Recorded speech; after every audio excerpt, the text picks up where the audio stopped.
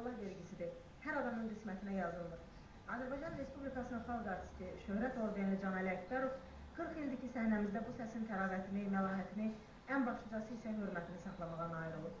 Əsrlərdən bəri gözəlliyini zənginləşə gələn muğamlarımızın, xalq mahnılarımızın füsunkar gözəlliyini göz bəbəyi kimi qoruyub, yaşadıb, onu cavanlara bacardığı qədər öyrətməyə çalışıb. Respublika Sarayında ilk solo konserti ilə meydana çıxan Can Əli Əkbərovun musiqi axşamına sənət dostları, Respublikamızın tanınmış müğənniləri, millət vəkilləri və onu sevən, dəyərləndirən insanlar gəlmişdilər. Rast, çoban bayatçı muğamları, xalq mahnıları və təsnifləri xalqımızın nə qədər zəngin mənəvi dəyərlərə sahib olduğunu bir daha təsdiq etdi.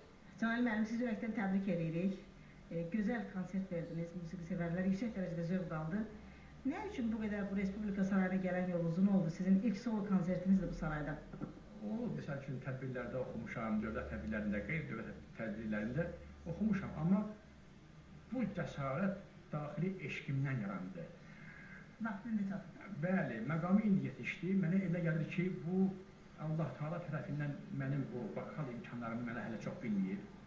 Mənim o səsimin enişini, yoxuşunu, əzəmətini mənə hələ çox bilməyib. Bu işin bir tərəfi. Milli musiqimizdə baş alıb gedən hər-kərkiyə, açıq-saçıqlığa, lüzumsuz, məntiqsiz, zövqsüz